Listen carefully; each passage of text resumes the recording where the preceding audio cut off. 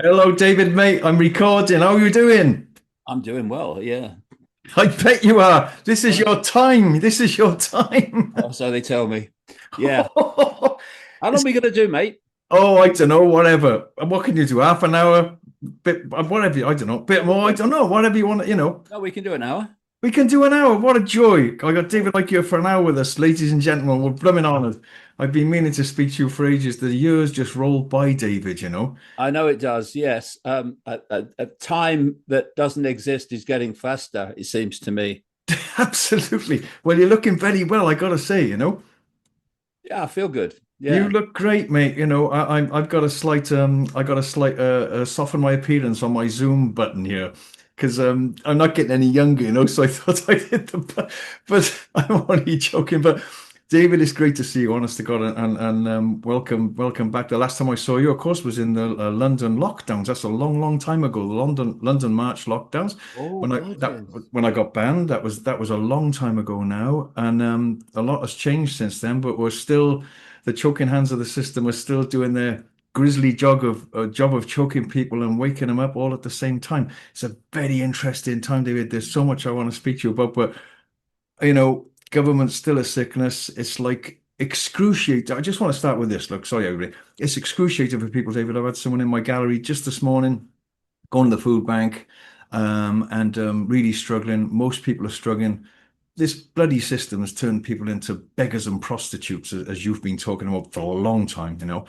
And your books have talked about that. Robots Rebellion is one of my favorite titles of yours, and now the new one, The Roadmap.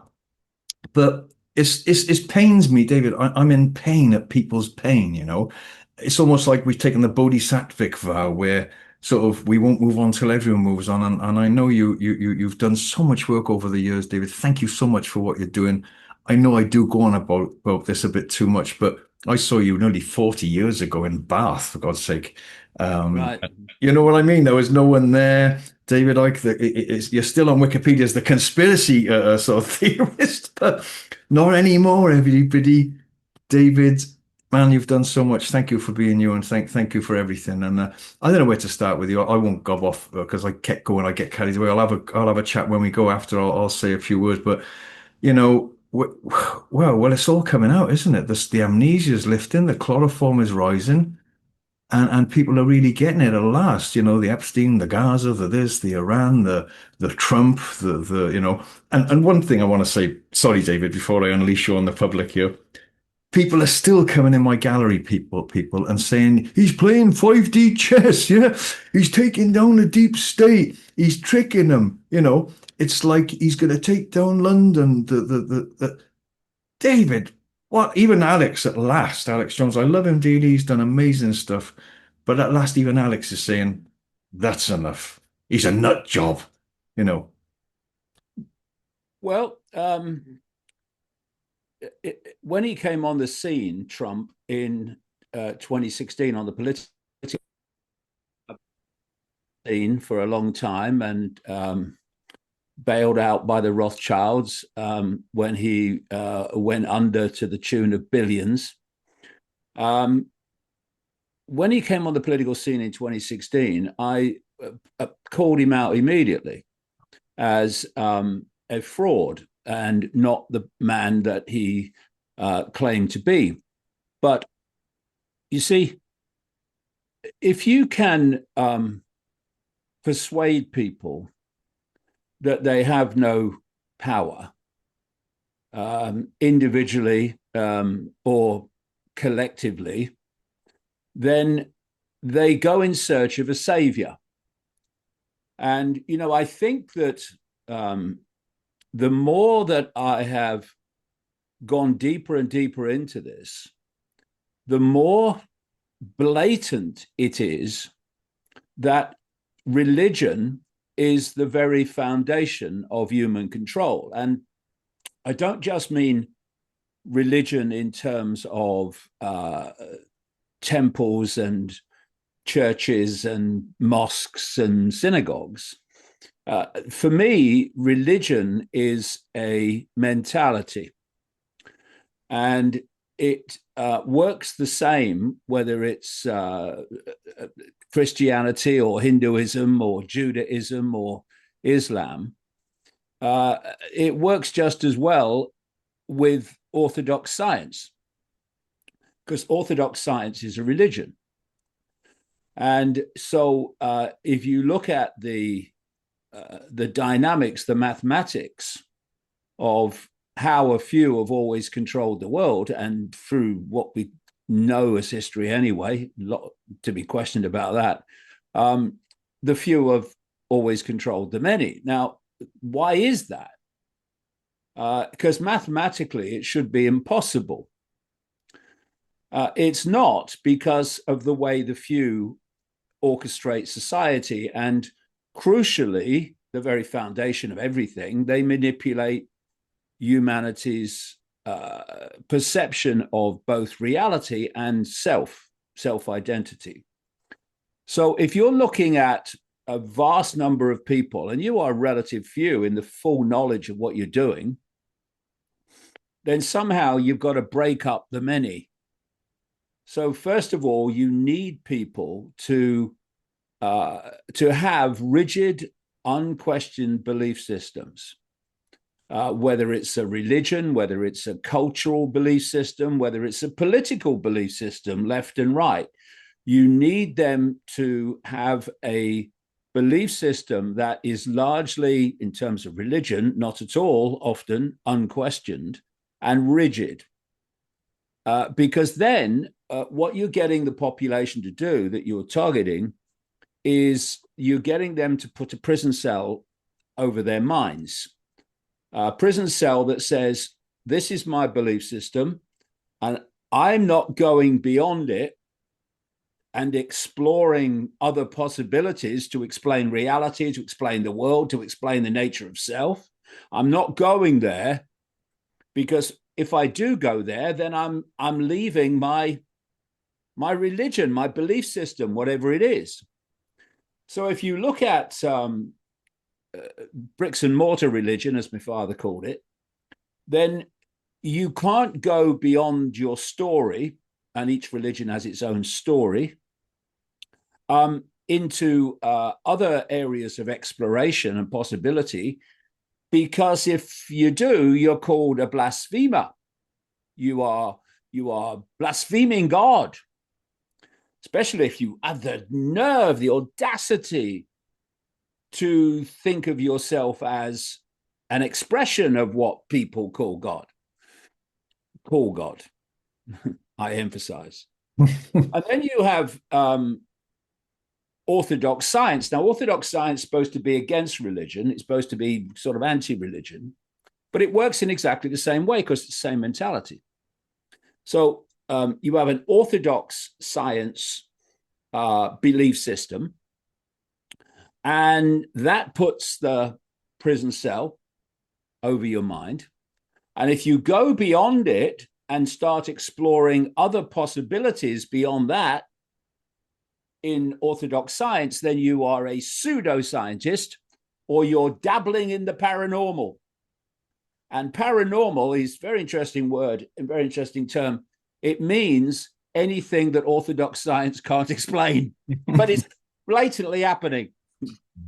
And another great aspect of this is, once you've broken up the target population into these rigid belief systems, then you've got the perfect environment to play them off against each other and divide and rule the population. So the population's fighting itself and seeking to impose its belief on others, and not focusing collectively on the fact that this small group has everyone, no matter what their belief, in its gun sights. And another aspect of this whole religion thing is that they all have saviors. So in Hinduism, there's multiple saviors. There's so many, you lose count. In Christianity, the savior is Jesus. And if you look at other religions, like Islam, then the savior is Allah. They're all have their saviors. And this savior mentality is basically creating a dynamic in which you are down here and the savior is up there. And then you come into politics and you see the same mentality, the same dynamic. So this whole movement they call MAGA around Trump and supporting Trump over the years is a religion, and it has a savior. It's no accident, surprise. It's easy to call that the extreme of MAGA has perceived Trump to be some kind of religious figure who was saved by God to save America. And so you have this this idea of the savior, and the idea is you give your power away to the savior. And I mean, the Nazis talked about this. They said, keep your propaganda simple. Mm. So what's more simple than if I believe in Jesus, I'll be saved? That's good. That's nice and simple. Well, if I support Trump, then we'll be saved from the globalists, even though he's owned by the globalists. My God. It's just extraordinary. And the thing is that if you look at religion, I don't care which one it is, what you're looking at is the suspension of critical thinking. Because if you look at the religious stories, they demand the suspension of critical thinking. That's why religions say you must have faith. Mm. What is faith?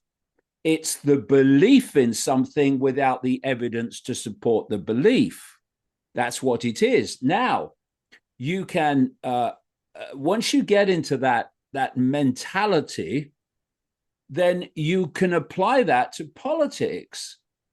In that, how come I could call Trump out in 2016 and say this guy is a fraud, and he's not what he says he is, and he actually is owned by the very people you claim to be opposing, and yet it's only now, in the last year, sometimes in the last few days, that those so-called influencers that have largely come out of the mainstream since COVID and taken over the alternative media in terms of algorithmic support and financial support, how come it's only now, 10 years later, 9 years later at the most, that they are, at the least rather, or whichever it is, that they're now saying, Trump's not what we thought he was. No, he never was. He never was. Better late than never, like, yeah. God. Yeah, but this is the point. When you're looking for a savior, when you're looking for something that says, I need to be saved because I'm externalizing everything because I don't realize the power I have, both individually and collectively, then what you do is exactly the same as what you do with a religion. You suspend critical thinking. You kind of filter out all the red flags and all the flashing lights that say in 2016, Trump is not the guy he's claiming to be. And of course, what's happened since is all the Epstein file stuff has started to make the Trump supporters think, the less extreme of them think and then the Iran war, etc., has made them think even more and filtered out even more of them. But he was always what he is. He was always a front man for this global cult, as I call it, because you know, as I've said many times, if you are, and this is what people miss, they say they get it, but they don't. These influencers, these people that supported Trump for most of the last 10 years, people like Alex Jones, people like Candace Owens, people like Tucker Carlson, people like all these other mainstream people that have come into the alternative media. And the thing about the religion, like I say, is you have to suspend critical thinking, otherwise the stories start to disappear. I've gone in the roadmap to a number of, well, I've got 28 chapters plus a postscript in the roadmap, and 5 of the chapters are focused on religion in its various forms and various aspects. And when you look at the stories that people believe without question, they can only believe them in the face of the evidence by suspending critical thinking. So what you do is you apply that to your politics, and you only by suspending critical thinking and not looking at the evidence that was screaming at you about Trump could you go for most of 10 years in support of him. Well said, David. It is an amazing time to be on the planet. There's no doubt about it there, and I can hardly believe what's going on. It's incredible, and I don't want to keep going on about this, but you know, people years ago were scared to say David Icke, right? I was never. I got to tell you, right? I got to tell you, I was never. And my wife told me not to say this on you, but she told me to say this on you, and I thought I don't know if I'm going to, but I will because it's a very interesting point. I had the bailiffs came around the other day to pay me a visit, right? I had a parking fine and I didn't pay it. I thought I had paid it. To be dead honest with you, I really did. It was 60 quid. I turned around in London in a bloody bus lane, and the next thing it was 60 quid. I thought I'd paid it. I really did. I didn't see any letters. I wouldn't have let it get this far. And now it's 425 quid. So the bailiff came in my shop, guy from Wales. He's watching this. Hey, mate, how's it going? I told you I was going to see David. He come in and we were chatting, and it's really strange, David, how the chloroform, the smelling salts is in the air more and more and more now. And we got chatting, and I said, I don't envy you doing your job. I said, I know you've got kids to feed and all that. He said, no, I don't, all blah, blah, blah. And next thing, he said, oh, yeah, I do watch stuff. I watch stuff about that. Because I said, I'm trying to expose these very people that, we're working for in a way. And he said, I watched David Icke and everything. I said, really? I said, he's on my show next week. So more and more and more, David, the people that you wouldn't expect are really starting to get it now. And that is a very exciting time. And I call that sort of the inception of manual override, where we've been like on an aircraft. The doors are locked, the pilots are in there, you can't do anything, it's on automatic pilot. And that's what worries us about AI, of course, and you'll talk about that in a minute, I'm sure. But we haven't been able to do anything because almost we've been in denial. We think they're doing the best for us, but now it's almost like there's smelling salts coming into the cab, and we've got to take back what manual override. How we're going to do that is another story. I suppose the very recognition of it is the first thing. Like Jeff said, you can't escape a prison till you see it. So that's where we are now. I spoke to David Devine. Well, now what then? But people are like biblical scholars are saying to me, David, things like, don't bother doing anything. It's got to play out, right? The whole grisly thing of evil controlling has got to play out. And I want to get your take on that as well. It's like, you can't do anything about it, and I'm not talking about the spiritual deniers like in Totnes where I live. They'll, what you resist persists, everything's happening perfectly.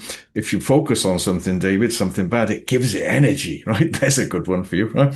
And all that kind of nonsense, how about what you don't resist persists. So I think that I find that in Totnes now is falling away a lot more now, and people are more and more realizing that you have to do something, not only see it, you have to act. And there's a lot of people like Cabby, there's Cabby groups here that people are joining, whereby they're trying to find ways of getting over the system and pulling out of the system and stuff like that. But I wanted to ask you about that before we carry on about the Bible thing. And people are saying it's a biblical thing, it's playing out. And I also want to ask you where you are with that, David, about the good and evil battle, not only here in physical form, which you've talked about many times, but also on other levels. People are waiting for a savior, like you said, that like that we're brainwashed in school. We're looking for someone to tell us what to do. We leave school, it's the boss. We're scared of them just in case they fire us. Then it's the politicians. They change in name, but not in nature. Like Matt Letizia said, different cheeks on the same ass. But where do you see that, David? Where are we now with that?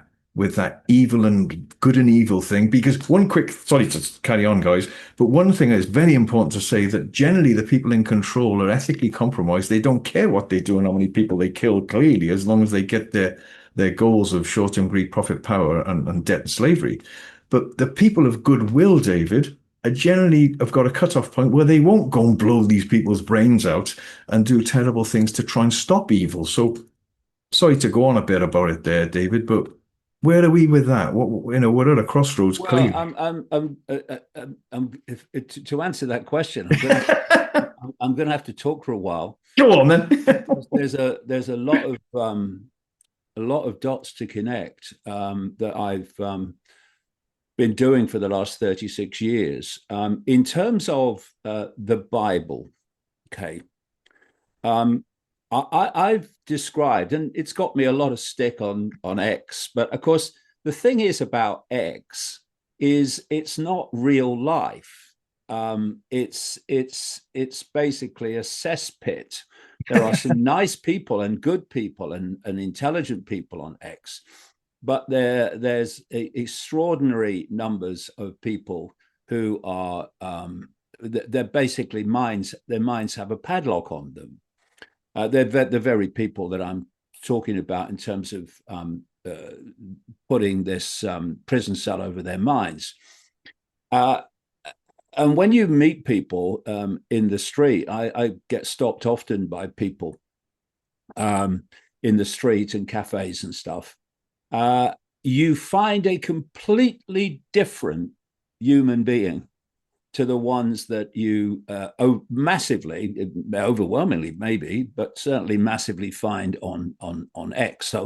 So this social media thing is not real life. There is an awakening going on outside of the X mentality that is in many ways the real awakening. Let me just start by just talking about what I've seen happen in the post-COVID years. Suddenly, well, let me put it this way: if I'm this global cult manipulating and directing human society in a particular direction, then I'm looking at COVID and I'm thinking, yeah, okay, we needed to do that. It was a dry run for what we're planning. It also moved a lot of things forward very quickly. And it also gave us a litmus test on how pliable the population is in terms of doing what we tell them, even in the absence of evidence, right? But they would say a lot of people eventually, as a result of the COVID period, realized actually there is some kind of conspiracy going on. So what you then ask yourself is, okay, well, where are these people getting their information from then? Well, it's not the mainstream media, because this awakening mentality has complete contempt for it. They're lied to all the way through COVID for a start. So where are they getting it from? Well, they're getting it from this alternative media. Okay, so what we need to do, because we can't manipulate this mentality, this awakening mentality through the mainstream. So we need to get our people into the alternative. Now, the thing is that you don't need, there will be some who are put in there that know exactly what they're doing. But most of them, they don't have to know what they're doing. They just have to have a belief system that suits what you want. And that belief system is, okay, look, the genie's out of the bottle for many people as a result of COVID. They realize there's some kind of conspiracy going on. And we're not really going to be able to put that genie back in the bottle completely. So what we have to do is we have to hold the line. We have to keep people focused on the fact that the conspiracy is just basically the political financial arena. That's it. It's the globalists. And we have to focus on that and keep them focused. So you put people into the alternative media, you give them massive algorithmic support while shadow banning those you don't want people to hear. And you give them financial support. And what you want is people who, yes, some people, like I say, you put in there who know exactly what they're doing, but the rest of them, you just want people who have the mentality, who actually believe that the conspiracy is the political financial arena. And you put them in and you promote the hell out of them. And what you do then is, it's interesting that exactly the same dynamic happens that I've described earlier, whether it's mainstream orthodox science or whether it's religion. You create an Overton window of perception that this is what the conspiracy is. And you want the focus to stop people going on beyond politics and finance and all that level of it, corporations, to see actually the real scale of what's going on. And it's in that understanding of the scale that the bloody answers lie. There's no answers here. What are the answers here? You vote for Party A, okay. Well, you don't like what they've done. How do I get rid of them? Oh, you vote for Party B, okay. Well, they're pretty much done the same. How do I get rid of them? Oh, you vote for Party A again. This is what happens here. There's no answers here. The answers lie in the greater understanding of reality and what this conspiracy really is. And if you noticed, as we come round to the question about religion, how the alternative media, not least in America, but wider as well, is dominated by the Christian belief system. You look at your Candace Owens, you look at your Tucker Carlsons, you look at so many of these people that have got the real big algorithmic support, and they're religion based. Their perception is founded on religion, and religion is based on the Bible. And the Bible, there are some good things in the Bible, some good lines in the Bible, but it's like everything else. Critical thinking says, "Oh yeah, that makes sense to me. That approach makes sense to me. Oh no, sorry, I can't accept that." But critical thinking is basically banned from religion, because you have to take the package. And what you've got is a Old Testament with a bloodthirsty tyrant God, and you've got the New Testament, which has a more, shall we say, less bloodthirsty God, but still is supposed to have sacrificed his only begotten son to save the sins of humanity, something I've never kind of followed and worked out the logic of that. But anyway, so you've got two gods basically. But because it's in the Bible, and the Bible is the Old Testament and the New Testament, you somehow have to make sense of that contradiction and disappear up your own backside trying to do it. And because this is important to current events, because the Old Testament is basically all about what they call ancient Israel and how God chose Jewish people as the chosen people, the Christians that follow the Bible also have to encompass that somehow. And so you have a ridiculously few compared with the impact of Jewish people, about anything between 17, 18 million, something like that, in a population that we're told is 8 billion. That's what they tell us anyway. And so you're not going to get support on any scale for what that which controls that direction of that 17, 18 million. You're not going to get massive support for that unless you encompass a whole new and very, very much larger constituency. And because you have an Old Testament and you have a New Testament, you pull in the Christians in support of what you are seeking to do, because they are God's chosen people. And what God says, the Bible is God's word. It cannot be questioned, even though it's completely contradictory. So you then have this massive support for Israel over the years from the Christian community, and particularly what's become known as the Christian Zionists.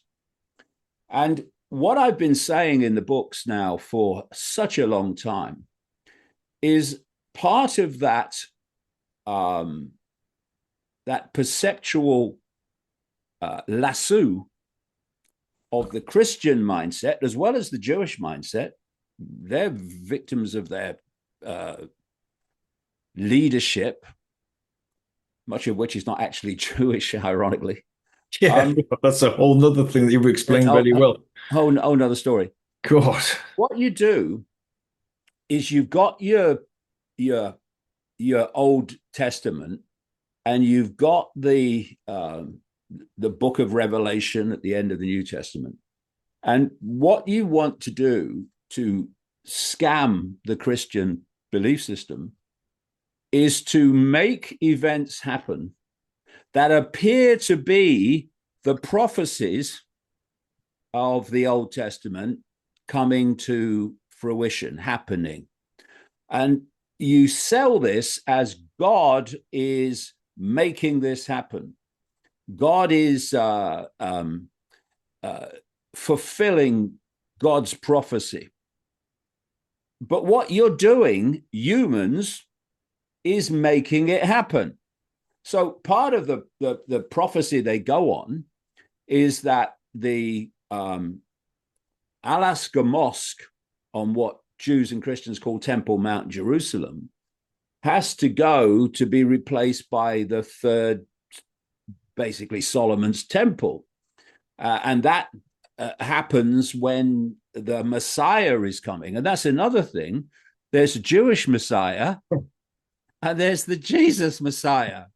And a lot of Christians think they're the same one. They ain't. Look at it. Anyway, so what then happens is you have to fulfill the prophecy. Not God, humans. And so, for instance, just as an example, part of the prophecy is that in the run-up to the temple being restored, that there will be a is it a red heifer? Yeah. And it has to not ever have a yoke on its neck, and it has to be born in Israel, right? So what do? They don't leave it to God. They import red heifers from Texas, right? So that's just one example of the way they appear to be making it happen. And look at what's happened with the war in Iran, and look at the stories that are coming out from the U.S. military and the Pentagon, because people like Pete Hegseth, Oh, who now calls himself the Secretary of War, the man's imbecilic, what a but nut. What a nut. he absolutely believes in the prophecies. He believes in the whole prophecy of the temple being uh, the third temple being put into place and the Alaska Mosque disappearing.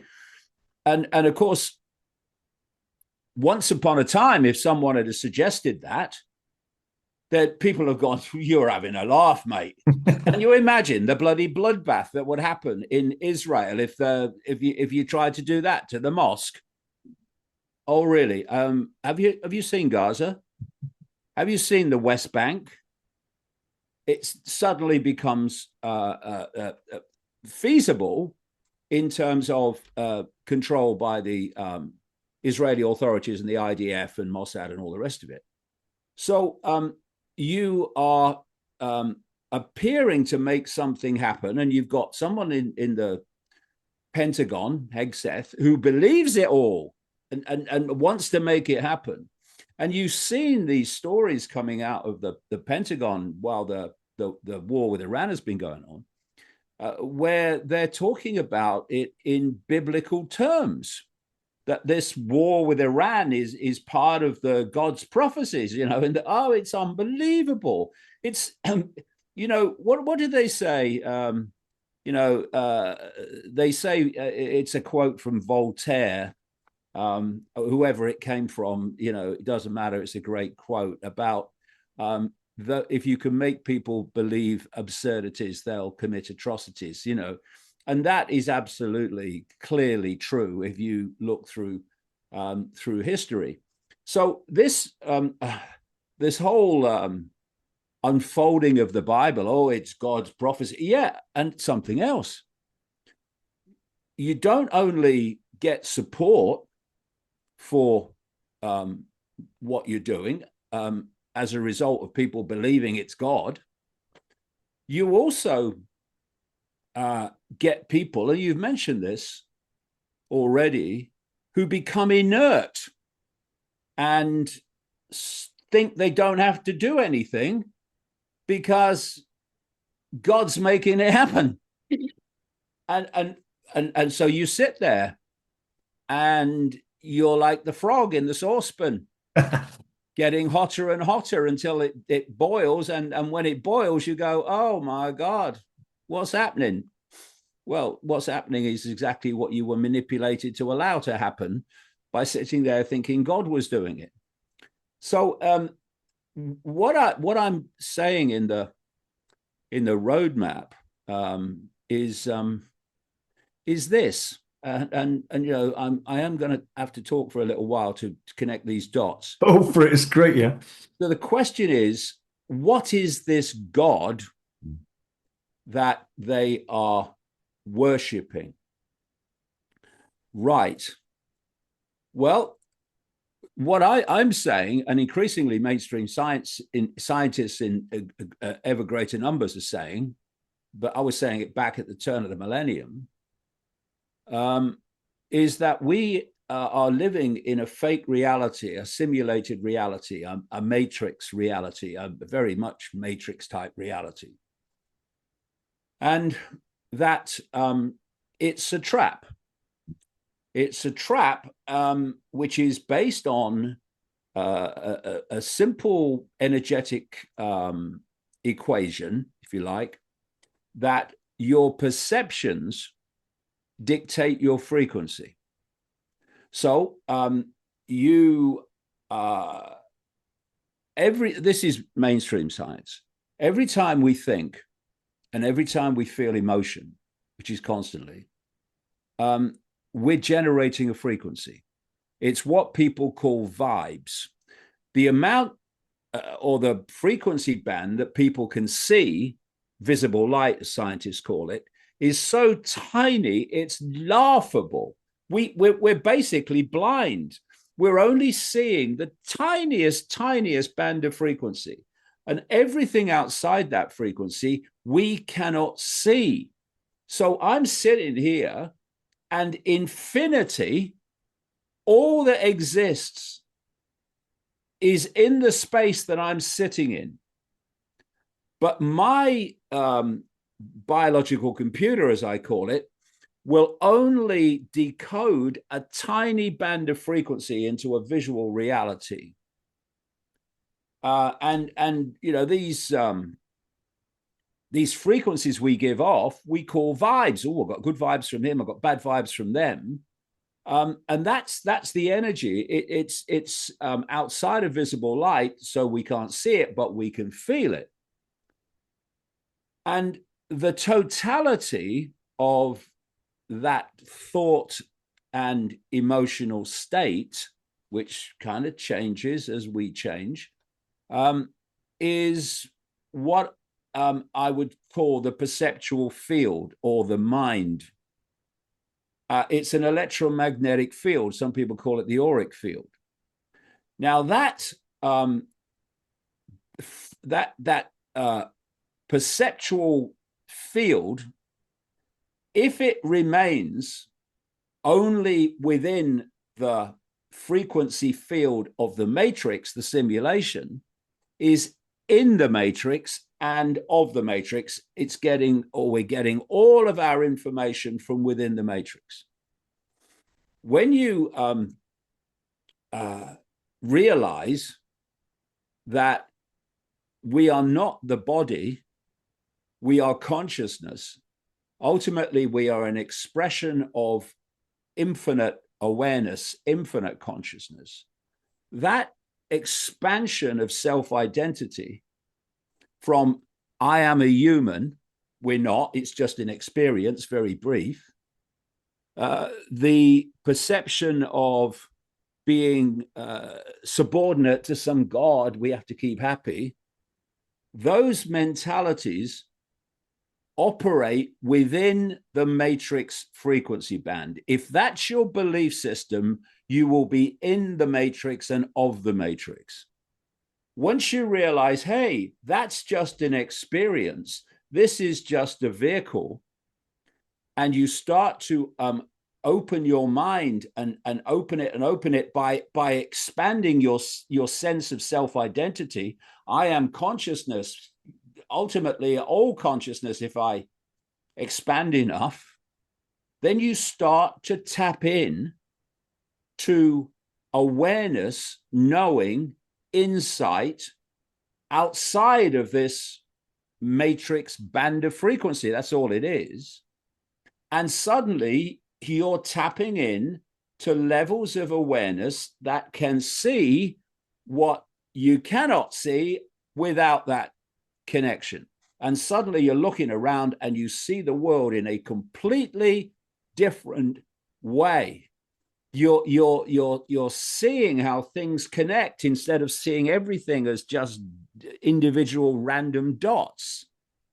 And that's because you're now in the world, in the matrix, but you're not of the matrix in terms of your perception of reality.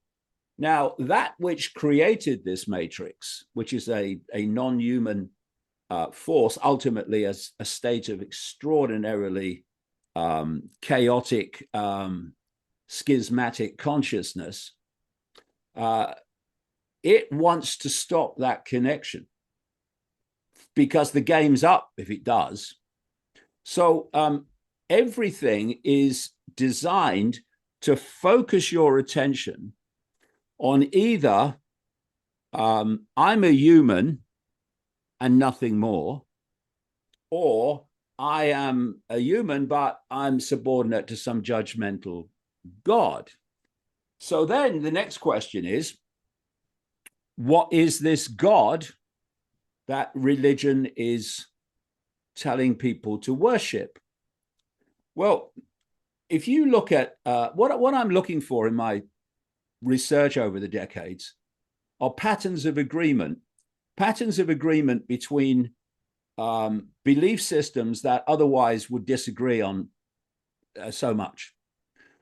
And one of the patterns of agreement, if you look at religions, you look at native peoples, native belief systems carried by the shamans, etc., there is a very clear common agreement that this world, this human world, is manipulated from the unseen. You have this concept in Christianity of Satan or the devil. You have the concept in Islam of shaitan.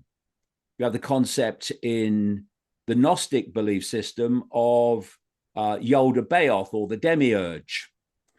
It's, I would say, a state of consciousness which created this matrix for reasons I go into in the book. So what this consciousness has done under different names in different cultures, but the theme you find everywhere. This schismatic, chaotic, inverted state of consciousness, that's why everything's inverted.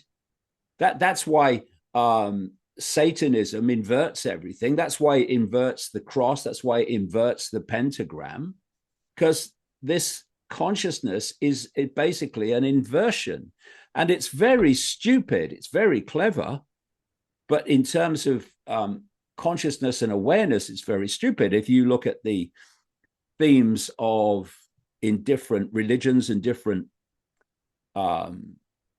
cultures, the basic theme is this consciousness, this, I'll call it Yalda Baoth for a term, but I could call it many other things as well.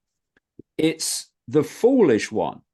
It's not very bright, but it's very clever. And cleverness can be seriously advanced and enhanced, even though you are not very bright by consciousness standards, by you having knowledge of how reality works and what the hell is actually going on, because you're making it going on, and keeping that knowledge from the target population.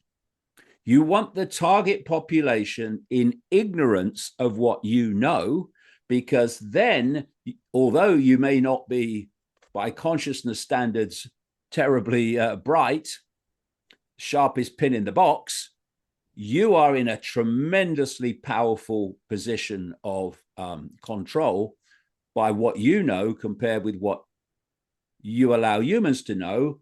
So humans are living in a reality they think is a certain way, and it's actually nothing like that. But you know that, and you know how it works. So that's a power dynamic immediately. That's why this global cult, this global network of secret societies, which serves this Yalda Baoth consciousness, that's why they pass on through their degrees, their inner circle, advanced knowledge of both where the world's being taken and why, and the nature of reality itself.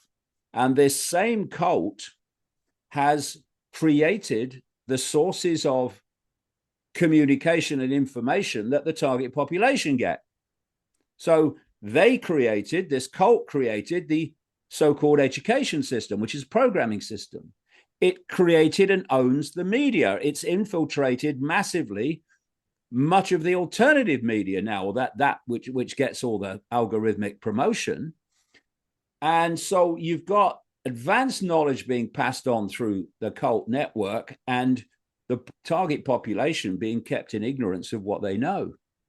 And it's an interesting dynamic, again, that when you work your ass off to uncover what they know, and you pass it on to the population, as I know over the years, the population will go, "You're mad, mate. What are you talking about? That's not possible." Because one of the greatest forms of mind control Not so mad now, though, by is, God. Yeah. is to squeeze the Mm, sense of the possible. mm, Because if you can squeeze people's sense of the possible among the population, then when what's actually happening is communicated to them, they'll say that's not possible, that's impossible, that's ridiculous.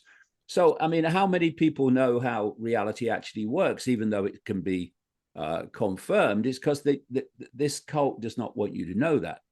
Now, this consciousness, this Yoda Baoth consciousness, as the Gnostics call it, created a hierarchy within its dimensional realm that's outside of this dimension. People call it the astral dimension, whatever. These other dimensions, they're not like chest of drawers where people go, "Oh yeah, well I'm going to heaven." No, they share the same space, just like radio and television stations do. They're just on different wavelengths. That's the whole point. Different bands of frequency. And what the Gnostics call this first level of Yoda Baoth assets, they call them Archons, which is Greek for rulers.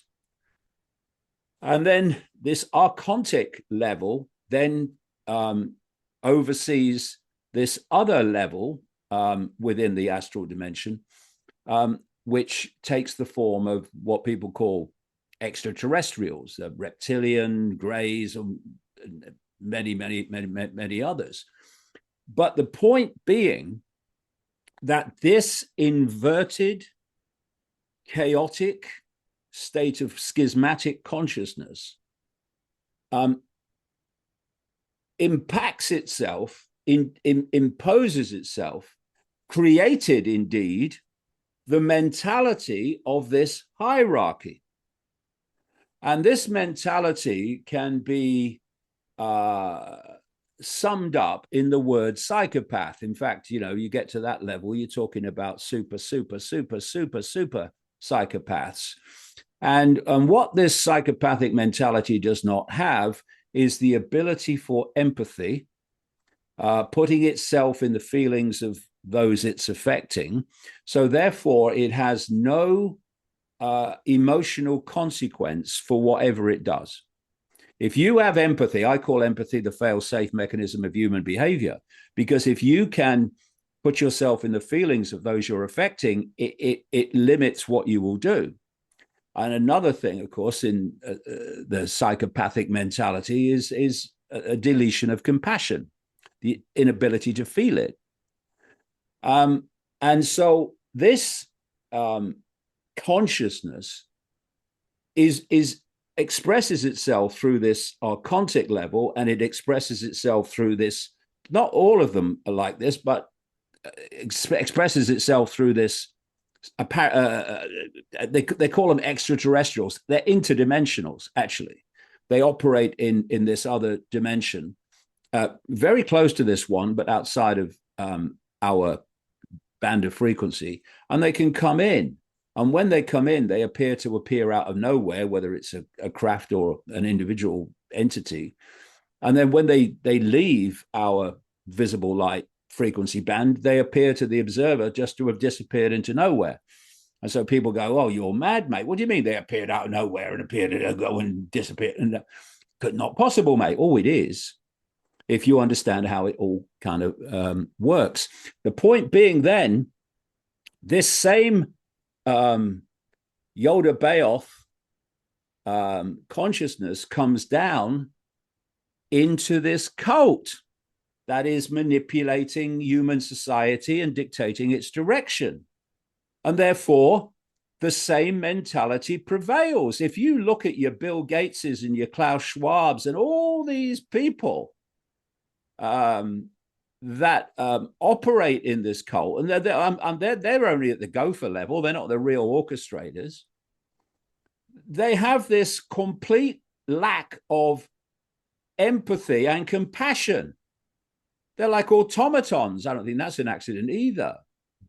And so this inner circle of this cult that is uh, directing the direction of society has this same deletion of compassion, this same deletion of um, empathy, and thus it does what it does. It bombs. It bombs civilians. It does what the Israelis have done in Gaza since October the 7th. It has world wars. It has deprivation, and there's a reason why it has that as well. And therefore, what you're looking at is this mentality. Now, when you then ask the question, why does it do this? Why would it create a fake reality, a simulated reality? Why would it do this? Well, there is an answer, and it was summed up by, funnily enough, in the first Matrix movie, when the Morpheus character held up a battery and said, "The Matrix is a computer-generated dream world built to turn humans into into this." And that's what this is all about. This consciousness, Gnostics call Yoda Baoth, or the devil, Satan, and Christianity, etc. It feeds off, and its created minions of the same mentality feed off human energy. Now, the higher levels, it seems, of this matrix, archontic level, feeds off human energy kind of in general, but in the lower levels of this matrix, what people call the lower astral, they feed off a particular type of energy. And it's a low vibrational energy, which is basically founded on fear, the energy of fear. Fear generates an energy, a frequency when you feel fear, like all emotion. It's depression, it's regret, it's heartbreak, all these anxiety, all these low vibrational emotional states that have a low, slow frequency. That's what they feed off. And so the more of that they can generate, the more sustenance, the more energy, the more power that they have. The battery, again. And the whole point of this, the foundation of this matrix, is to entrap human perception and entrap humans in basically a closed system. It doesn't have to be closed, but it is if you stay within it. And you are generating events via this hierarchy down into the global cult, manipulating wars and manipulating deprivation. You are creating events which impact upon the population in terms of mental and emotional energy, so that you are generating vast amounts of low vibrational energy, particularly emotional energy. And these people are feeding off it. Now, when we come round to what is this God that people are worshipping? Well, I say that what we're looking at is the worship of this Yoda Baoth consciousness, which operates in terms of human perception in two guises. One is the devil, the Satan, the negative force, and people are kind of wary of the negative force, and they fear the negative force. But another guise that this Yoda Baoth consciousness is operating on is the God of almost the entirety of religions. And it's interesting, that saying, which is very, very true: energy flows where attention goes. So when you worship, it is a focused attention. What people call prayer is a focused attention, and worship, or the need to worship, comes from the reptilian brain, which scientists call the reptilian brain, or the R complex. It's part of the human brain at the back here, where that probe went in the Matrix movies, appropriately. And the reptilian brain has many functions, one of which, a key one of which, is it's constantly scanning the environment for threats to survival. Not just threats to bodily survival, but threats to survival of a relationship, survival of your job, survival in any form. Road rage comes from the reptilian brain, because the reptilian brain doesn't think, it reacts. And therefore, road rage is a reaction. People will react, and then the other parts of the brain will kick in, and they'll go, oh my God, what was I doing? What was I thinking? Well, you weren't. That's the point. It's the reptilian brain. Fight or flight, this response to danger, comes from the reptilian brain. This is all mainstream science I'm talking about here. So what I'm saying is that we are being manipulated to generate especially low vibrational energy in forms of emotion and thought, which they are feeding off. And so one other thing that will kind of, I hope, make some sense of this is that, one of the things that's been very, very clear to me over the decades, and more closer to present day, is that the technological advancement that we're seeing getting faster and faster, well, alleged advancement, is mirroring more and more, through computerization, through AI, through all these other aspects. It's mirroring the very reality that we are experiencing and how we experience it. So if you said to people that have no knowledge of computers or Wi-Fi that there's not, because I don't use Wi-Fi here, but in most places in this room would be Wi-Fi. And that if you get a bit of kit called a computer, that bit of kit will lock in to the Wi-Fi, which is just a radiation field of encoded frequency information. And it will put whatever information you log it into on the screen in a completely different form to how it appears in the Wi-Fi field, the radiation field. If I said that to people who knew nothing about computers or Wi-Fi, they'd say that I was crazy. What are you talking about? You're mad, mate. Where is this Wi-Fi field? I can't see it. Well, you can hardly see anything, mate, because of visible light and the limitation of visible light.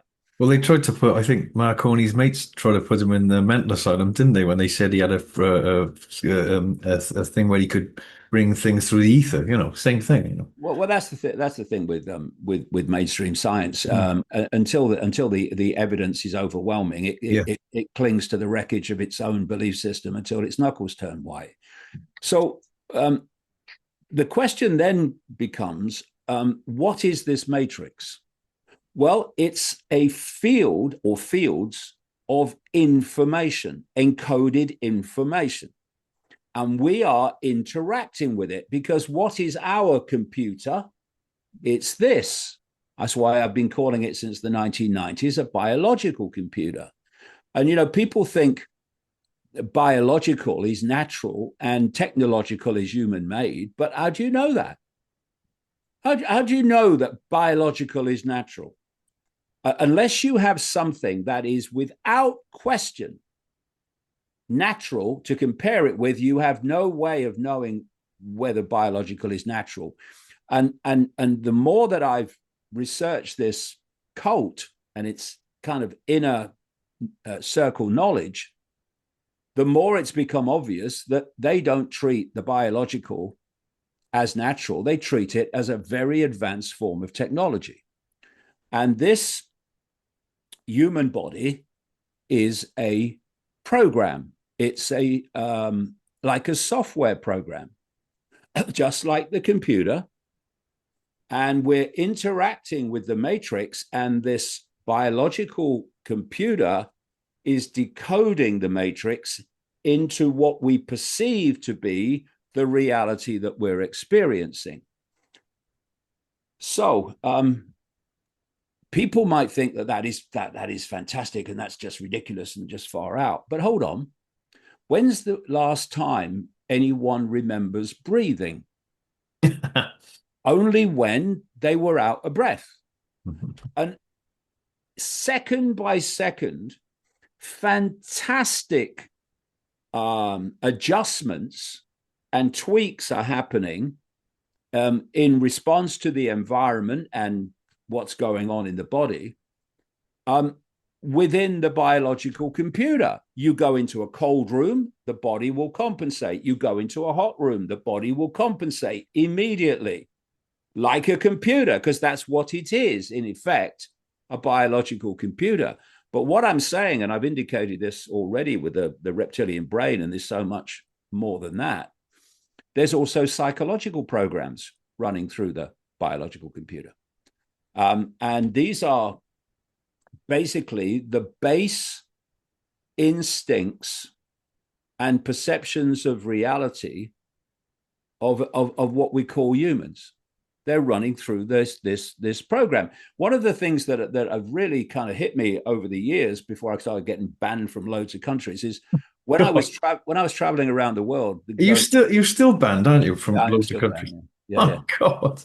So 2022 now, I've been banned from most of Europe. But the thing is that traveling around the world before, you see all these different cultures and you see all these different religions and beliefs, but you see people reacting in the same situation in basically the same way. This is the body program. These are the body reaction programs. Now, what I'm saying is, if you do not awaken to consciousness, the true I, not the fake I, the phantom self, the wider I, the bigger I, consciousness, the eternal I, then the body program is running your life, and you can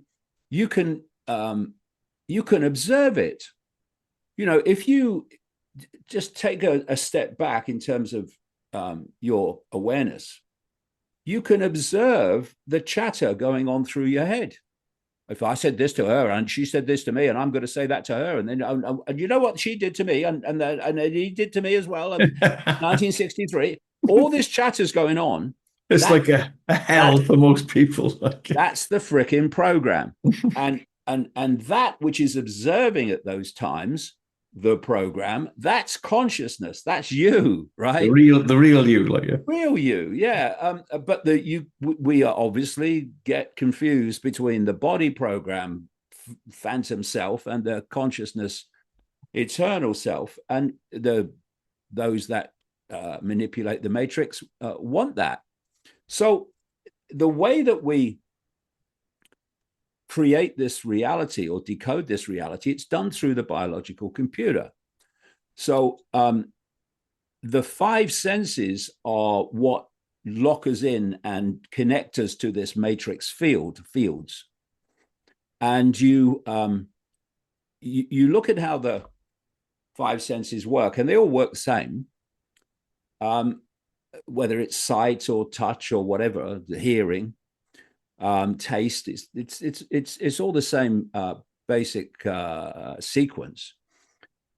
The and this is mainstream science again. The the five senses pick up frequency information from the field. They turn it into electrical information, which is then communicated to the brain. And the brain has different parts, different areas, which specialize in decoding the different senses. And then it puts together a sense of reality from that information. And therefore, just as this computer is decoding or would decode the Wi-Fi field, it's decoding this connection into a completely different form. It's decoding it inside the computer. We're just looking at the screen, but it's all going on inside the computer. Well, the way that we decode this reality into what appears to be an external reality, but is not, is all going on inside the computer. And therefore, this world, that as we experience it, is not external to us. It appears like that because that's all part of the perception manipulation process. But it's actually going on in here, just as it's going on inside the computer. And I'm talking here, for instance, but there's no words passing between us. What's passing between us is a vibrational field of information generated by my vocal cords. The ears pick up that frequency field, sound waves they call it, of course, turns it into electrical information, sends it to the brain, and the brain then decodes it into whatever language it's been programmed to understand. And then we hear words. And all the five senses kind of work like that. There's I came across this in a hospital once where they were talking about a new form of pain relief, which was the understanding that, say you have a blow on the shin, you don't say ouch until the signal from the shin, the point of impact, has been decoded by the brain. That's where you feel pain. And this form of pain relief was to break that signal, to stop it getting to the brain. And thus, you don't say ouch because the pain doesn't get communicated from the point of impact to the, or wherever the pain is, to the brain. And so it's, this is what's happening all the time. And the more, therefore, that we can be manipulated through this matrix, virtual reality game, to respond to events that are presented to us in a low vibrational emotional way, the more wars, the more conflict, the more division, the more deprivation, the more suffering, the more what has been called loosh, this low vibrational energy in general for the Archons, but for the lower reaches, absolutely the low vibrational stuff. The more that's produced, and this is what is happening. We are entrapped to become loose generators for this archontic and lower archontic force, which is absorbing this energy. And suddenly, Trump or Harris takes on a completely new light. Trump or Vance, Starmer or Farage, and you can see why they want you focused. This is the conspiracy. I'm going to vote for reform this time in Farage because he's the savior. He's going to sort it out. That that's where they want you, because because once you realize what the game is, um, and you realize that the whole foundation of it is to get incarnate awareness to forget its true nature. And when you expand your awareness, you expand your self-identity. Not only do you start tapping into levels of awareness beyond the matrix, you tap into that level because your frequency has expanded. Your frequency has got higher and quicker, and therefore it's able to make a frequency connection to that which is beyond the matrix. Otherwise, you're in the matrix and of the matrix. And therefore, the whole idea of the big conspiracy is to stop that connection being made. And when that connection is made, what do we call it? We call it awakening. Now, you can awaken, and this is where so many people are at. You can awaken from the little prison cell to the bigger prison cell, slightly bigger prison cell. Oh, there is a conspiracy then, and it's politics and finance and Silicon Valley and all that stuff. Or you can go beyond that barricade, and you can go into the real expanded levels of awareness, the true I, and thus you can, what I would say, truly awaken, which is the memory of who we really are, rather than what we're constantly, incessantly told we are. And therefore, when you, and you know, this thing called death, which frightens people. What is death? Okay. What happens when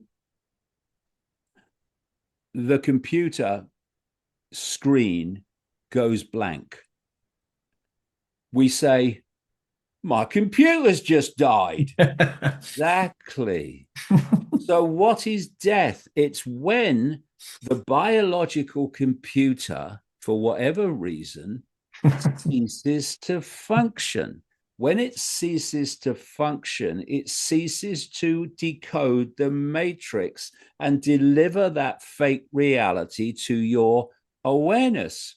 And suddenly that awareness, no longer having that fake reality delivered to it, finds itself in another reality, which you hear all the time with these near-death experiences, etc. And there's a whole story that I tell in the roadmap about and other books about the afterlife. And you know, this matrix has other levels as well, and we need to get out of all of it, which we can. But you can only do that if your frequency takes you beyond the walls of the matrix. And what takes you into the higher frequencies is the expansion of your self-identity, what you believe you are. Because if you believe you're Ethel on the checkout or Bill driving the bus, and that's all you are, then you are in a tiny sense of self-identity. I'm Jason Neil Satis, I am. Yeah, well, yeah, but you know, this is all the way they give us a kind of a life story and a sense of reality, and mostly it's either I've got no power. I look to authority. They tell me they must know. These scientists must know. Or, oh no, I just follow God or do what God tells me to do. And the Always out there, isn't it? interestingly, the reptilian brain. This is again mainstream science. The urge to worship God comes from the reptilian brain. So you have this this consciousness, Yoda, Bayoff, in two guises. One is the negative force, which you're like frightened of, and the other one is the God force, which you look to protect you from the negative force, when actually it's the same frigging consciousness. It's all a game. And you know, when people think this is all crazy, I mean, it's all what I don't understand what you're talking about. Well, have a look at this. Go onto a video platform and put in words to the effect of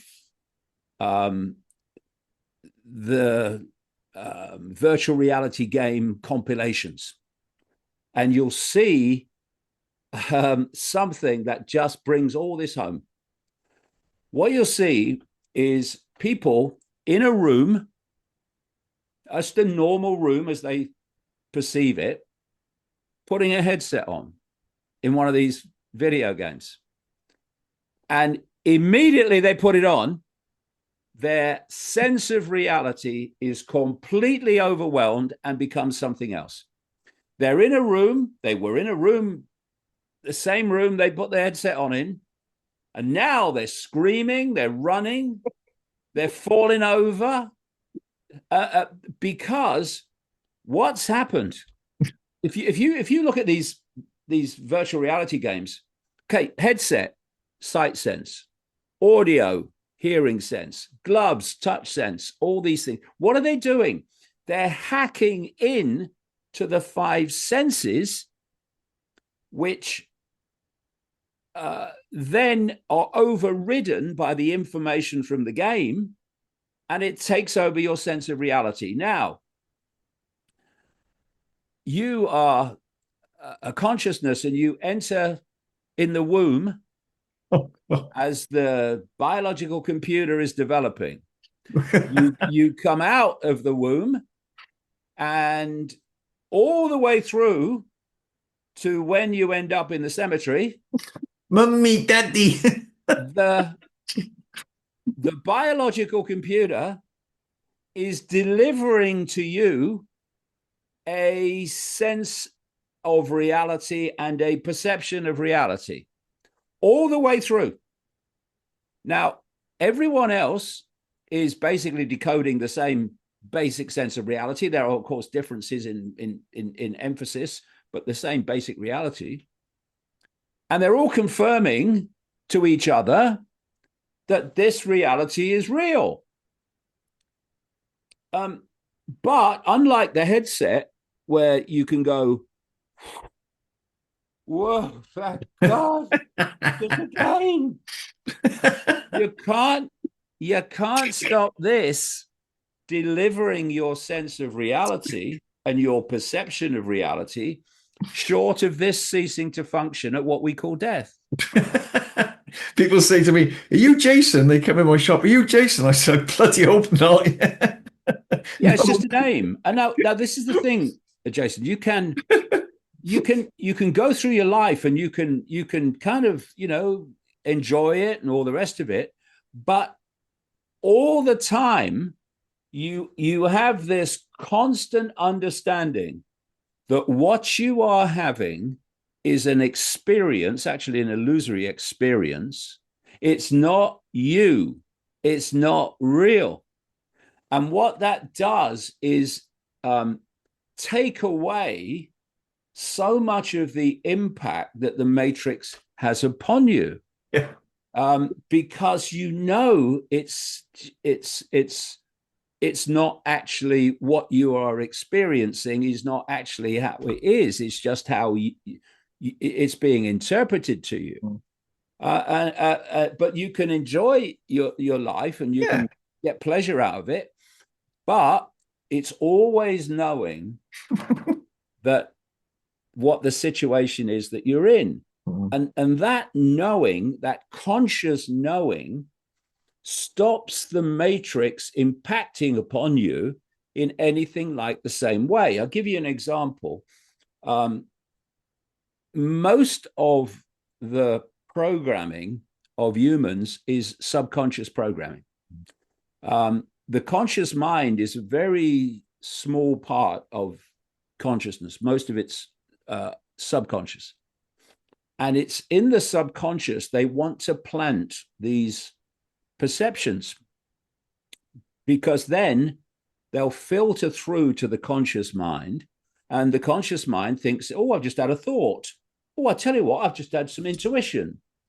But actually, it's stuff that's been implanted. Now, this is called in advertising subliminal advertising, and this is why this information is so important, because what you're communicating to is the conscious mind.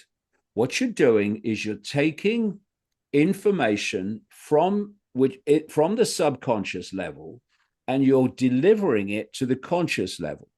And once the conscious level is aware of it, it's the impact of it upon perception and behavior dramatically diminishes.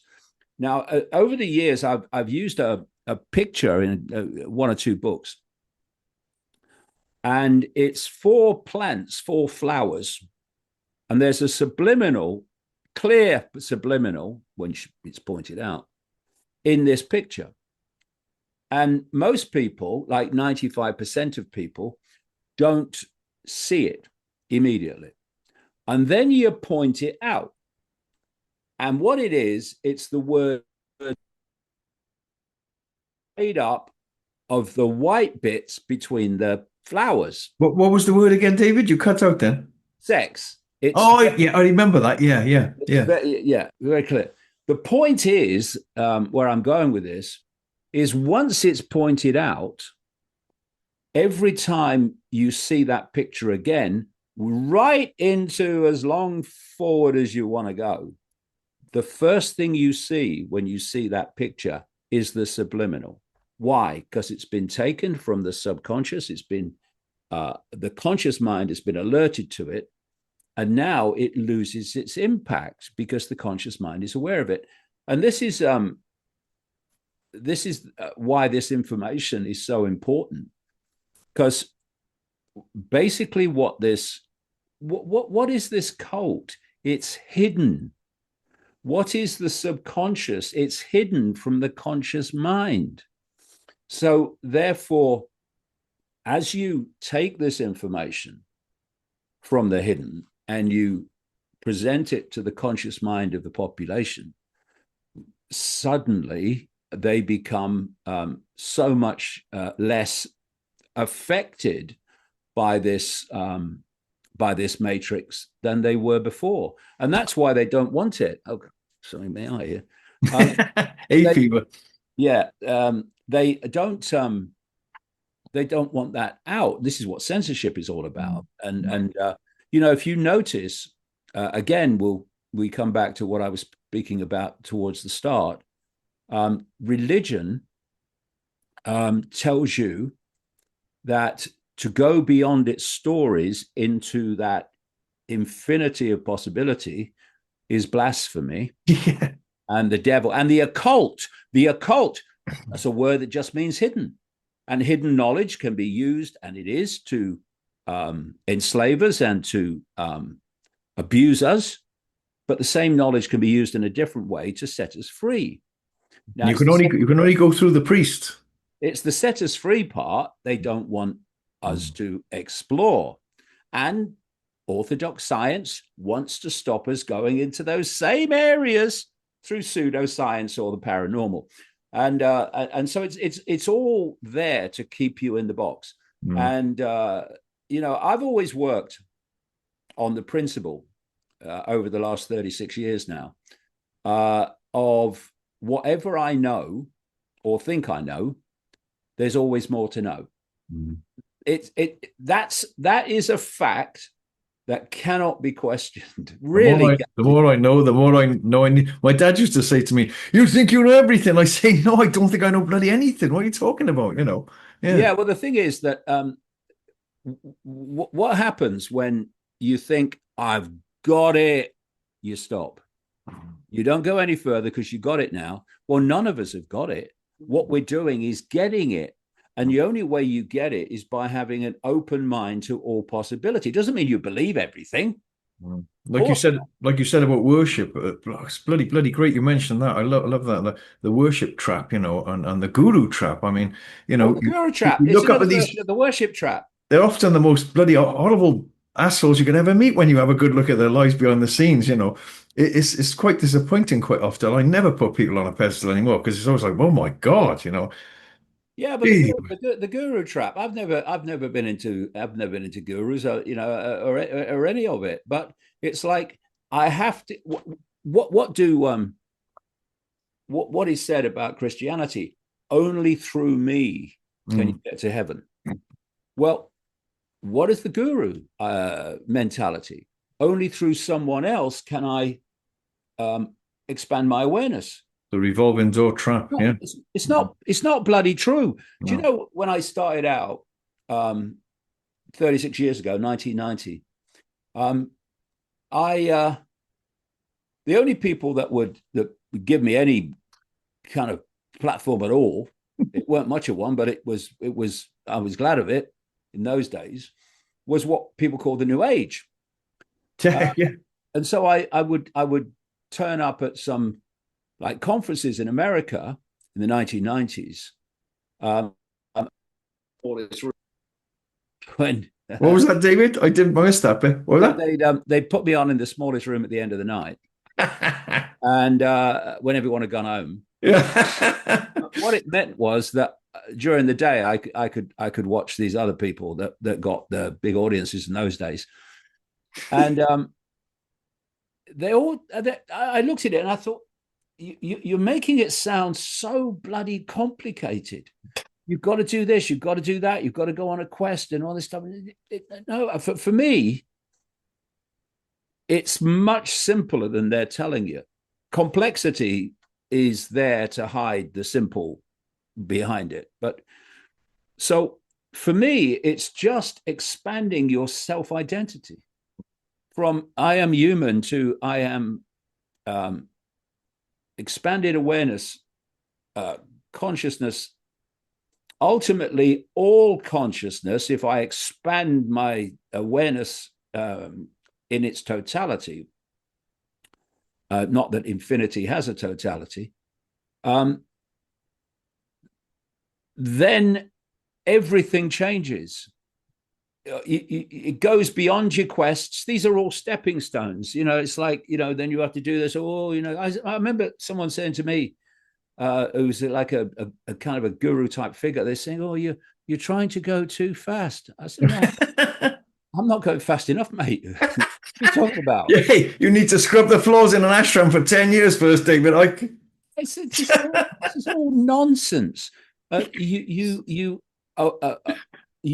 redefine your self identity, and then you go through life holding that self identity. Oh, everybody gets pulled in here and there, and they get pulled into the program. But the more that you are aware, the more as you get pulled in the program, you think, oh, getting pulled in the program, withdraw, taking this too seriously. And it's not as complex as people believe. It's a very simple process. What's the challenge? You see, we are awake. We're all awake at some level of awareness. What stops us connecting with that awakeness level of self are all the onion skins of programs, perceptual programs, that we are subjected to from cradle to grave. So basically, the process of awakening is removing those onion skins of programs. Now, what you can do is you can take a layer off, and then take another layer off, and then another layer off. Oh, there's still a lot more layers left. Or you can blast the whole lot out of sight by completely redefining your self identity. Mm. And that for me is how you can You can awaken massively very fast mm, once you go through that re evaluation of who you actually are. mm, And that's what they want us to forget. And that's why, just to complete the chat here, that's why they want AI human fusion. That's why, and they're openly talking about it now, they want to fuse humans with artificial intelligence so that artificial intelligence becomes the human mind. It becomes the thought processes, it becomes mm. the emotional reaction processes. So Loosh is on tap for a start. Uh, Yeah. but once AI is thinking for you, Mm, and it's thinking for people more and more already, in the totality as well as in the individual. Once that happens, you won't ask questions like, "Who am I?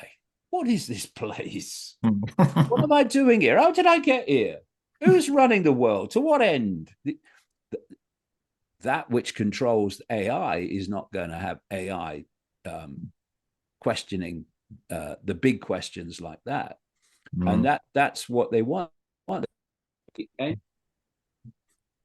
This is the end game of where they want Yeah, to take humans to a point where we don't even think for ourselves anymore. yeah. And And we, it's happening. It's happening all the time. oh, it's happening so bloody fast now. It's unbelievable, you know. And But it's all, consciousness is more powerful than any of it.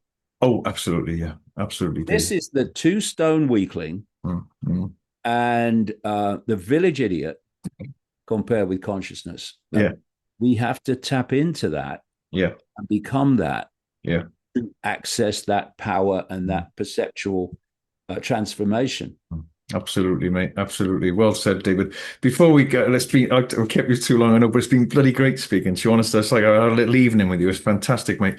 Before I leave, I just want to say one thing. Many people, and this isn't to get an answer off you, it's been great speaking to you, David. Just to round this off for people, right? And I'm going to have a little rant when I say goodbye to David. I can't help it because I'm bursting. I will say something, but many people are saying to me now, David, that they feel so different. They feel like they're in the world and outside the world. I know there's a great shift taking place. I know there is. And they say they feel different, and it's almost like excruciating. I think it's what you were saying about the death of the old self. Yeah. And people are really feeling it. And I want people to go and have a look at a film called Defending Your Life. Albert Brooks was the producer, and he was in it. And he went to another place of reality. And when he was up there, they assess you, and if you've got to come back down, God forbid if you've got to come back here. But he said to him as a joke, he said, how much of my brain do you think I use? This is the enlightened sort of guy who was testing him. He said, I use 37% of my brain. He said, how much do you think you use? To Albert Brooks, who's just come from Earth. He said, 36. He said, three. He said, three. He said, if you use more than 3% of your brain, you couldn't be on Earth. It'd be too excruciating, you know. So, but there's a great shift, and people are, the smelling sauces out there, David. Thanks to people like you, mate, and I appreciate what you've done so much over the years, mate. You've been a great instrument to help people hold their hands and help them come into the light and come back towards themselves like a bungee jump. Thanks for all you've done, mate. It's bloody amazing. DavidIcke.com. I'm just about to choke. David Icke, thanks for everything you've done for people. It's massive what you've done, and you've kept going. You really are a beacon of light for people, mate. What you've done all over these years. Thank you so much. Yeah, and I'll continue doing so. The other platform is iconic.com, of course, Iconic. Yep. which Yep. is just a fantastic platform, Yep. and well worth a peruse. Yep. It's amazing what you've done. Thanks so much, David. I'm going to have a All right, quick mate. rant. We'll say goodbye to David Icke. Thanks for your See time, ya. mate. Great to see Bye. you, mate. Take Bye. care. There he goes, David Icke. My God alive. Wow, that's amazing. Crikey Moses. I'm just going to just say one or two things, but I won't stay long, honestly, because it was so lovely just sat back and listening to David, saying these great truths. And it is very, very simple, like David said. We've been literally turned into batteries, Like I said at the beginning, we've been turned into prostitutes and beggars. Even me in my shop, I'm selling my artwork. Go to jasonleosatisart.com and you'll see. But although it's a wonderful thing I like, think I do, I paint pictures and I sound to people, we've still been turned into beggars and prostitutes to market what we do and try and sell what we're doing. It really is bad. And like David said, that it feeds off your energy, the system, to make profit for it, that thing. And I called it a spider's web in my book, like the student loan trap or something like that. You've got to get a job. You've got to get a job. So the lights, I was looking out my bedroom window one night and there was a street light with a spider's web over it with a giant spider in there. And there was thousands of flies hurling themselves at the light, literally, because the light is the food that they need, whether that's a job or whether it's food or whether it's clothing or shelter or water or whatever. Status, respect, you're a nobody, you haven't got a job. And the system's brilliantly designed, but I thought, my God, that's a brilliant analogy for the student loan trap I was talking about, because the students or people, they've got to get to that light, and to get to that light, they've got to go into the trap, like David's book, The Trap, um, which is the web, the spider's web. And once you're in it, at least with the spider, it cocoons you and eats you in 2 weeks. With this bloody system that we're in, it gets you, it traps you. You leave school, it lends you the money for your education. Your education, real education, comes from the word educo, to educe, to draw from within. I think it's a Latin word, yeah. And it keeps you trapped for the rest of your life. So, you know, um, I don't know where I was going with that, but I just want to say that we're in desperate need of another system now, a different system. And I would have loved to talk to David about that system. We've got a naturalearthecoliving.com. I've got a lady on the show tomorrow night. We're talking about it, Liz. Sorry, tomorrow morning, I think. We're talking about that. And really, this system is dying because it's choking us, it's killing us, it's snuffing us out. We're so consumed by it. It takes all our energy, and it's wrong. So now what? What do we do now? Because I was just going to say to David, about the shift that's taking place now. I was going to ask him in his opinion and experience, what's next? What's next? Well, maybe the system's got to crumble a bit more or choke people a little bit more before people realize that they can't stay in this system. And we are at that point of that. I was got it in an inflection point, a crossroads. David talks about a lot of crossroads in his books, whereby if we don't take another path now, the path that is pulling us towards it is the giant trap, which is AI and digital ID. It's a giant trap because once you go through those gates, if you want to survive and eat and pay bills and pay rent and get a car license, you have to be in that system, that digital ID system. But the sad thing is about it is it will dictate whatever it wants you to do, and you'll have to do it, or it'll cut you off. And I've said many, many times on my shows and in my writing and in my book. My book's called The Emergency Transformation of Human Beings as the solution to the world's problems. You can see that on my website, jasonleosadis.com. I wrote it 14 years ago, and I talk about that a lot in there, and about the new epoch, for instance. The word epoch comes from the Greek word epoche, actually means stoppage, yeah, in Greek. It means stoppage. And the analogy I give there, it's not an analogy, it's the truth. And I think we're at a stage now with humanity where we've come, like in any pregnancy, there's a time when the pregnancy stops and the birth begins, that transition point. And that's where we are now, I believe. And people can feel it because it's so excruciating. Yeah. And that's a positive thing when it feels so painful to be in this system, almost unbearable. Like David said, we talked with David. Once you start, for want of a better word, awakening, or you start seeing things for what they are, in one sense, it's a great relief because you realize, oh my God, no wonder I felt depressed all over these years. My depression and my anxiety and my anger and my discontent was actually a natural symptom from a healthy, beautiful spirit, body, and mind that was trapped and being punished in a system of slavery and madness.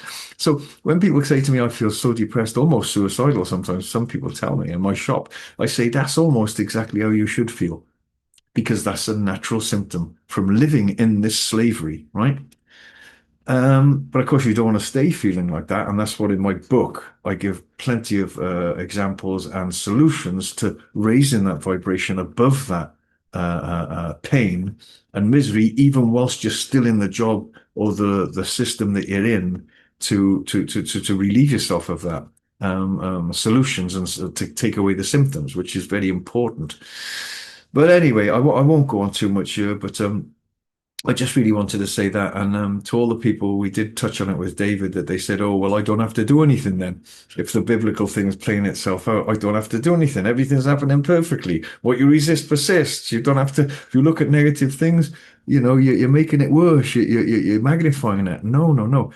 If you don't do anything, you've got to remember because our system is almost a set of consequences and feedback loops and outcomes from previous decisions made with or without vision and wisdom, right?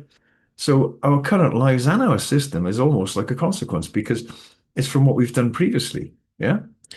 So thought creates things and you build it with your hands, or with whatever, or with an army, or with nurses in a hospital or whatever. But what we've got to do now is realize even if we don't do anything, we're still creating those consequences further down the timeline. So the big discussion I could have had with David, which I would have loved to have, and I think David is quite simple about this thing. If you say, David, what can we do? You just say, I've heard him say on my shows before, just stop complying. That's it. Just don't buy in. And a lot of people are doing that now. A lot of people are not paying their bills, their water bills, their food bills, their this bills, their that bills, and all those kinds of things. They're not paying them. They're saying, that's it. I'm not doing it. And that's where I'm going to get the chap from Cabby on the show. I know a lady recently, she was just had her own number plates on her car and didn't pay insurance on that, but they did arrest her, so I don't know what's happened so far. But what I'm saying to round all this off is we are the magicians, and I say we're magicians with amnesia. We are the ones that and stop people, please stop saying when they comment on the thing, look, Jason's doing the hand signs. Ooh, I'm not doing the hand signs, I'm just moving my hands because I'm Greek. Right? So I pontificate. Um, the solution lies with us. David says the same kind of thing. We are the solution. We don't have to look outside there for the solution, but what we've got to do is remember our power first and our magnificence. We're like magicians with amnesia. Yeah, I say in my book a lot about artists. I'm only going to stay a couple more minutes. Hang on a minute, right? We're artists, real artists, manifestors, and at any canvas that we paint on, whether it's the world canvas of events or our own personal lives, we can change that canvas. We must remember that. And if it's so trashed that it's a bloody bin job, then we can create another canvas. So never, people, please never feel like it's hopeless and desperate. Yeah. That's what the system wants you to feel. Yeah. In hypnotism, it's a fact. Look it up. If you hypnotize someone, cease as hypnotists do, and you take away their future, they become very melancholy and depressed. And that's because what you've done is you've taken away their hope. And we need hope, right? So I'm giving you some hope now to tell you a tremendous world is still available to us. However bad this one seems, we can create a new system, okay? And I just want to show you my painting. I think I sent it to David. This is one of my political paintings I've done. It's called Refuse to Fight. Yeah. Look, freeze the screen and have a look, yeah? Refuse to fight. I mean, can you imagine if every military personnel, of course, they've got to do it because they got a family and they got food they got to buy, they got bills, and they'll get court-martials and I think they even kill you if you desert now, yeah? If you desert, we'll kill you. But saying no is a great thing. It's one of the most spiritual things. Don't think saying no is a weakness. It's not. It's like no. It's very powerful in the spiritual world. Yeah. So, and just remember, we can find solutions. And sometimes you can only find things once you begin. It's very much like that. When I started my book, David would know about this with his book. You start a book, you think, what am I going to talk about? Boom, and then you get going and you carry on. So often better tools and better systems will present themselves once we put our foot on the walkway towards another world, another possibility. Because I'm telling you, if we don't create new systems now, when it comes to AI and digital slavery, um, it'll be much easier for them to stop you. So if you say, well, I'm going to get a farm now and we're going to create a community with our own food and our own water, our own center for transformation, consciousness and development, yeah. They'll say, no, you won't, because we'll just switch you off. We'll switch your bank accounts off if you do such a thing. So that kind of thing is coming. So we have to rise above fear, like David said. Fear is very paralytic to consciousness and development in a human being, just like it is with an animal or a dog, you know. You're controlled by fear all the time, which most people are in this system, is fear-based. Debt based is based on short-term greed, profit, power, debt, and slavery. So that's very paralytic to consciousness and development in a human being, you know. So it should be based on happiness, joy, freedom, caring, sharing, blah blah blah. But it's not.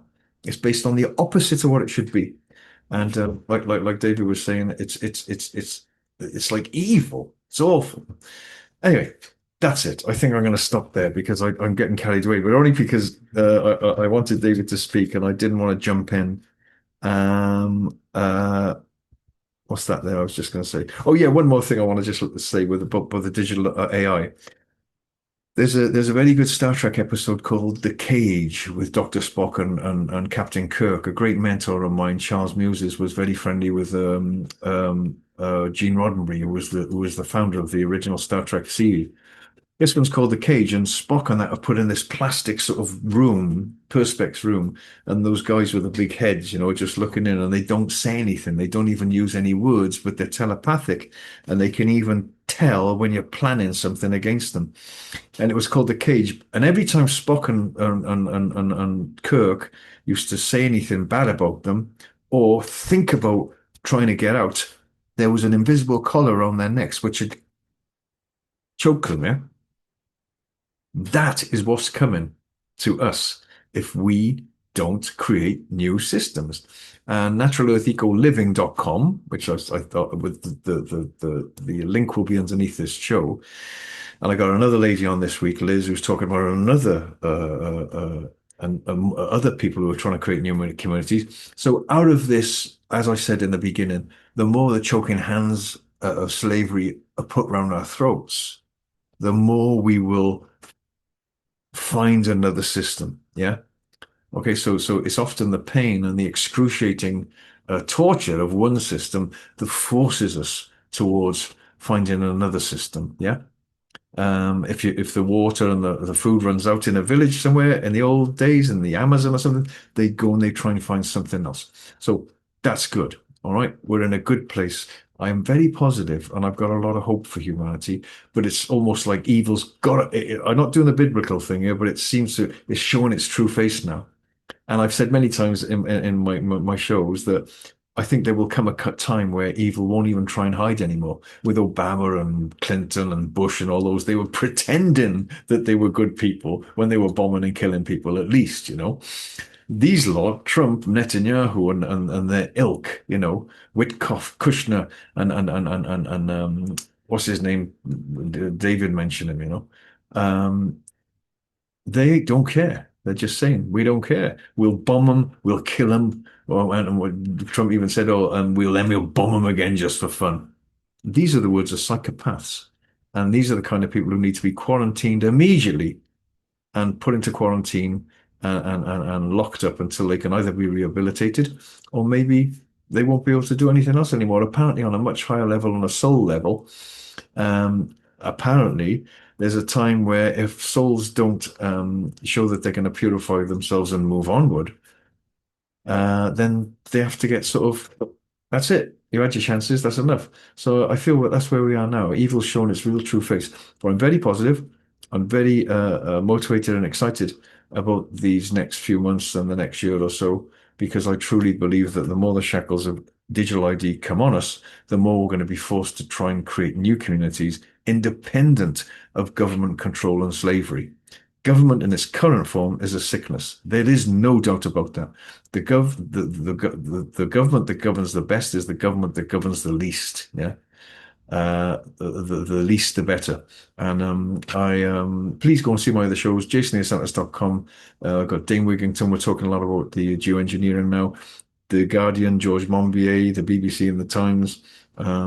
did hit jobs on me saying I was a conspiracy fantasist because or fictionist because I was talking about geoengineering as a fact. Look what's happened. Look at the skies. Yeah, people are feeling ill. People are feeling tired, and they just keep spraying it out. It's going to change. Believe me, everything's going to change, and I do believe we'll create new, very exciting communities. Very exciting communities, which will run parallel to the ones that we don't want to be in, but we've got to create them. And I think the more people see how exciting those templates are, you'll get more people coming across. And I think we can work with farmers. Tomorrow, I've got Andrew on, and he is a local man here in Totnes, great guy. And the link will be under the show. I'm going to be an affiliate for his product as well. You'll get a discount if you use my code. Andrew created an amazing invention that actually cuts fuel, cuts the usage of fuel by a huge amount in vehicles. Yeah, and he'll be explaining all about it tomorrow on the show. He's here in Totnes. And it's very exciting, especially now that you put 20 quid's worth of diesel or petrol in your car. And it's like, what? What's happening? Thanks to the streets of Hormuz being closed, thanks to the lunatics and psychopaths who are bombing Iran. Well, we'll see what happens. But for the time being, I'll say goodbye. Get my book, of course, jasonleosatis.com. You'll see it there, The Emergency Transformation of Human Beings. My website's jasonleosatisart.com. My gallery's in Totnes. Come and say hello if you're here. My wife's website is naturalearthecoclothing.com. She's an amazing designer and she designs organic clothes, all sourced very ethically and wonderfully. And the other website again is naturalearthecoliving.com. And I think that's it for me. I don't know, but David probably needs to lie down after that chat we had, and we're up to nearly 2 hours now. So, but I always appreciate David's time. DavidIcke.com. The books I've just got a few of them written down. I got them downstairs. Most of them, The Trap, The Dream, The Reveal, The Trigger. I remember he sent me that just before one of the shows we did years ago. It was about that thick. It was like, wow. The Treasure Robots Rebellion is one of my favorite titles. Robots Rebellion, yeah, the Robots Rebel. Then the recent one, the Roadmap. David was kind to me years ago. He used to put me on his platform, The People's Voice, and like I said, I met him probably going on 40 years ago now. I don't know, in Bath when he did a talk. There wasn't many people there, and look what's happened now. I think David said to me, and I'll say it here again, he couldn't hardly walk down the streets of England without someone, there's David Icke, after the Wogan thing, where Wogan laughed at him. But by God, it's not so funny now. All the things that David was saying about Epstein. I know people in Parliament that told me, Edward Heath, Lord Mountbatten, Cyril Smith, blah, blah, blah, all these people, pedophiles. And that was before Jimmy Savile, before Prince Andrew, and before Epstein. I was told by someone in Parliament that they're all paedophiles, and also I have to say here they did say Prince Charles as well. Whether that's true or not, I don't know, but that's what they said. And he pointed at Parliament and he said they all know in there. He said, but they're untouchable. Clearly not so untouchable nowadays because it's all coming out. And let's see what happens with Trump. It seems to me like he's up to his neck in it. So finally, the truth's coming out. It always does. The truth always comes to the surface in the end. And I think that's it for me. Oh, believe it or not, let's have a quick look what I got to do here. That's it. I just think I say end and it goes off. So yeah, lots of love to you all. As I always say at the end of my shows, I love you all dearly, whoever you are, whatever you are. Be kind to yourself. It is a bit of a biblical thing, but it's just an obvious truth. Treat other people like you like to be treated. If everyone did that, we'd be living in a virtual harmony. There's no borders, like David said. Divide and conquer. Yeah. Yeah.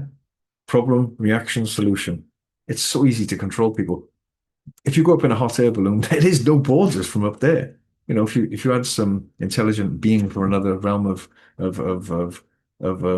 symbiosis, and you said, hey, look at that's Iran, that's blah blah blah, that's Iraq, that's Israel, that's blah blah blah.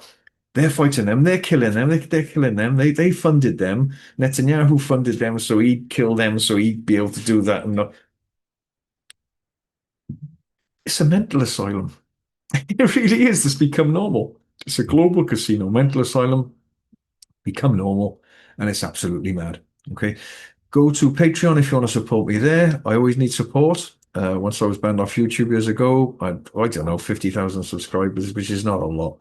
But I never really recovered fully from that.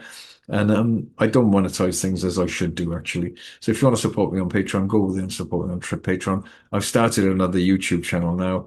I don't know how long it'll be before they ban me on that one. But you can find me on there. You can find me on Rumble and other places. But jasonneosauris.com is the best place to go because that goes to my gallery and everything like that. And I'll see you all tomorrow. And just to say, I love you all. Love each other. Be kind to each other. Try and be happy inside and tap into that tremendous power within yourself. Still a chattering mind. My book talks about that a lot. And just feel that tremendous power and peace within ourselves because you are a brilliant artist and paint a great picture for yourself and for other people. We must act. We must. So thanks very much again to David Icke and love you all. See you again tomorrow. Bye bye.